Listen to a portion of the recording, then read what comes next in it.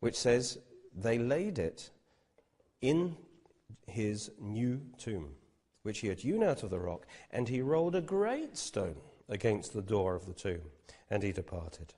This tells us it was Joseph's own tomb, and therefore it was also his garden. Moreover, it says it was a great stone, another evidence that the owner of the tomb was a very rich man. Matthew 26:62 says, on the next day that followed the day of preparation, the chief priests and Pharisees gathered together to Pilate, saying, Lord, sir, we remember, while he was still alive, how that deceiver said, after 3 days I'll arise. Therefore command that the tomb be made secure until the third day, lest his disciples come by night and steal him away and say to the people, he's risen from the dead. And the last deception will be worse than the first. And Pilate said to them, you have a guard, go your way, make it as secure as you know how. Verse 66 says, so they went and they made the tomb secure, sealing the stone and setting the guard. The Bible says that the stone was sealed. Large iron pins or shafts would have been driven into the rock face, and a cord or chain would have been stretched across the rolling stone to seal the tomb. In the face of the tomb are 2 holes that are evidences showing that a very large sealed stone was once used to seal this tomb. Number 1, in the right side of the tomb face, there's a hole which was pierced into the cliff face as a result of an iron pin being driven in there. This has since been removed, but the hole remains. Secondly, on the left-hand side of the tomb face, another hole has been pierced into the rock for the insertion of a metal pin or shaft to prevent the sealed stone from being rolled to the left and the tomb being opened. The gap between these holes shows that the stone was indeed a very great stone, greater than the diameter of any other sealed stone found in Israel. Now, the amazing thing is that the remains of the original iron shaft are still within the left-hand hole. It had been sheared off level with the wall. The appearance of the metal was consistent with having been sheared off when struck with tremendous force from the right-hand side.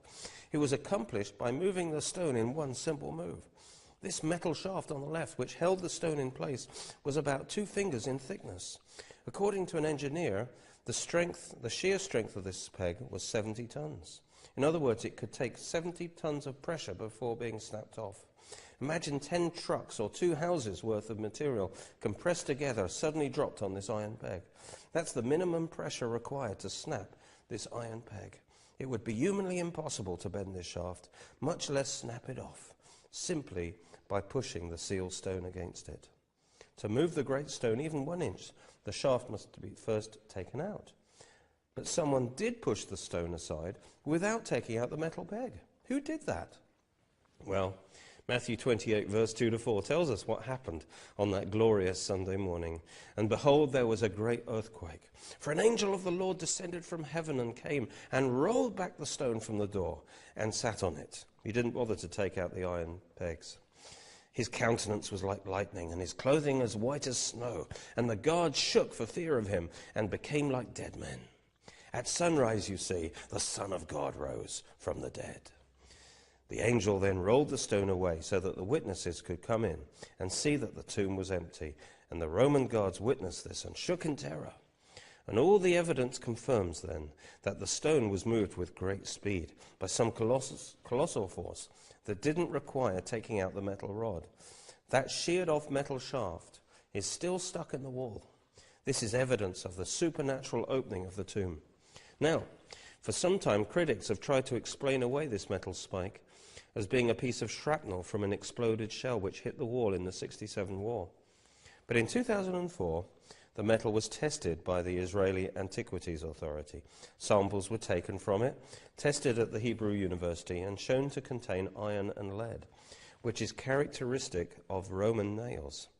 It was common in Roman times to set metal pins in molten lead. This made them easier to drive into solid objects. Archaeologist Zellinger wrote an article stating that the metal object found in the wall of the Garden Tomb was consistent with metal pins used in Roman construction, such as those used to construct the Colosseum. So, the findings are consistent with the conclusion that this metal pin was used by the Romans to seal the Garden Tomb. It is not modern shrapnel. It definitely is of ancient origin.